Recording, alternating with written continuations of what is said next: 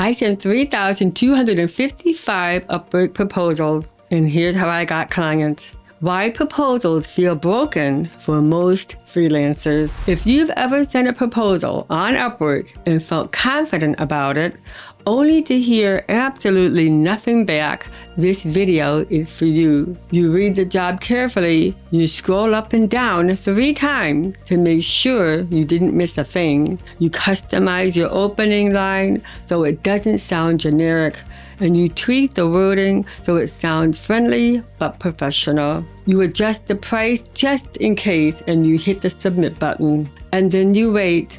You refresh your inbox, you check the job posting again and see if anyone was hired. You wondered if the client even exists, or if your proposal just vanished into a black hole. Meanwhile, other freelancers seem to land clients with fewer proposals, less stress, and far more consistency.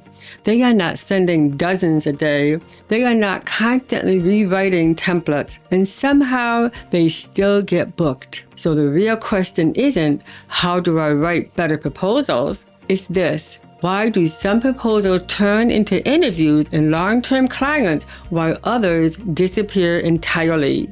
I didn't want advice. I didn't want a template. I did not want opinions, so I went to my own data. I analyzed 4,282 real Upwork bids I personally reviewed, and within that data set, I closely examined 3,255 proposals.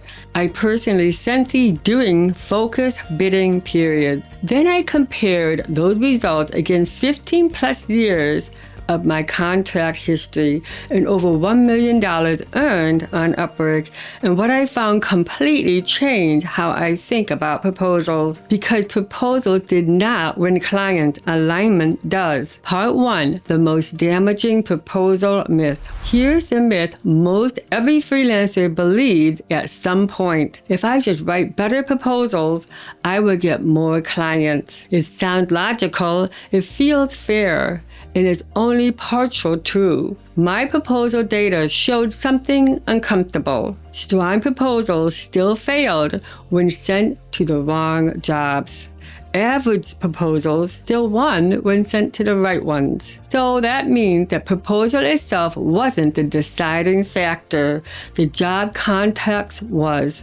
Proposals didn't exist in a vacuum. They exist inside the buyer intent. When clients are ready to buy, proposals feel easy. When they are not, there's no amount of clever wording that can fix the problem. You can be clear, thoughtful, and professional and still lose if the client is undecided, underfunded, or still exploring options. What 3,255 proposals actually revealed. Across 3,255 proposals sent, patterns emerged quickly.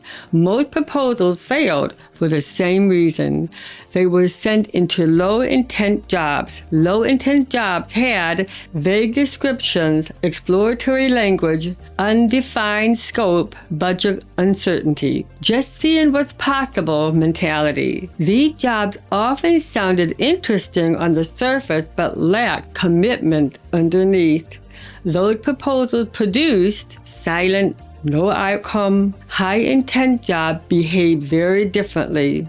They had clear deliverables, defined timelines, budget clarity, decision urgency. Those proposals converted into interviews, hires, repeated work. The proposal didn't magically improve. The job quality did. Why most freelancers send too many proposals. One of the strongest patterns in the data was this.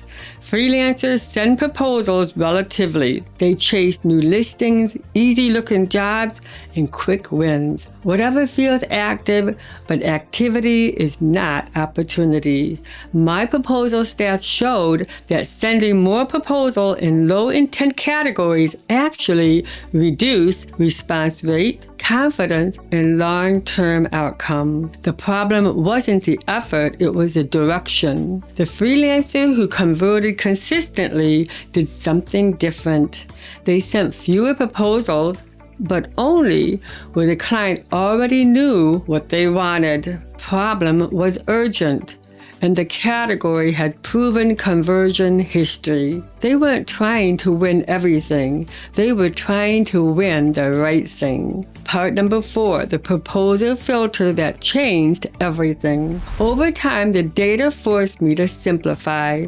Before sending a proposal, the job had to pass the filter. Is the client solving the real problem right now? Is the deliverable clearly defined?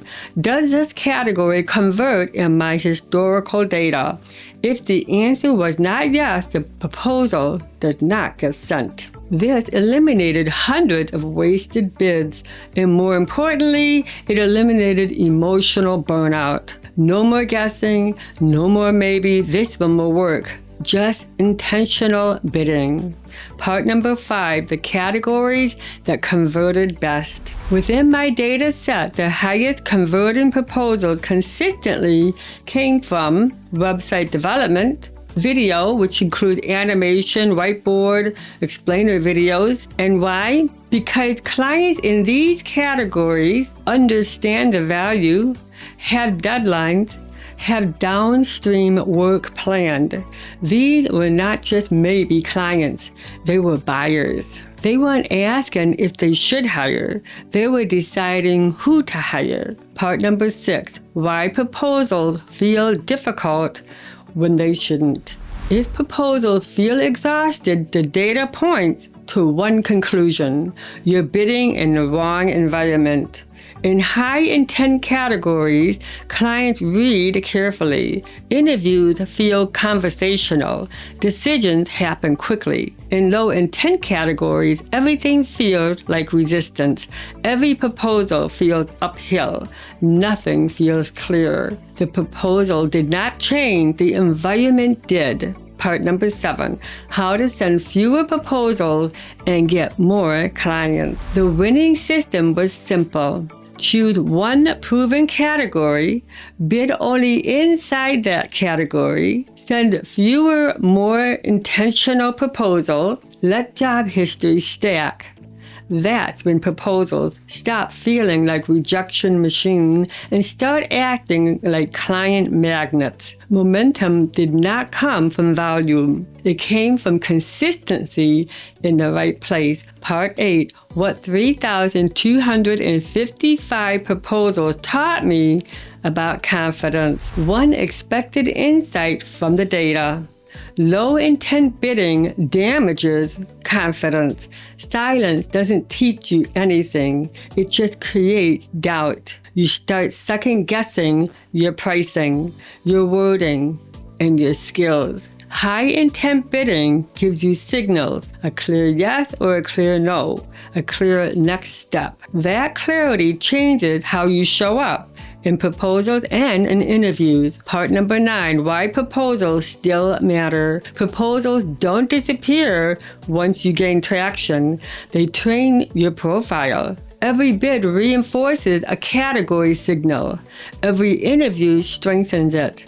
Every hire locks it in. That's why freelancers who wait for invites rarely get them. Invites are earned upstream. The real lesson from 3,255 proposals. After sending 3,255 proposals and reviewing 4,282 real bids, the lesson is clear. Proposals don't create clients, alignment does. If this had helped you to rethink how you bid on Upwork, then make sure you like and subscribe and turn on the bell. Everything on this channel is based on 4,282 real bids, 15 years of results, and over $1 million earned, not opinions or hype. Until next time, be freelantastic.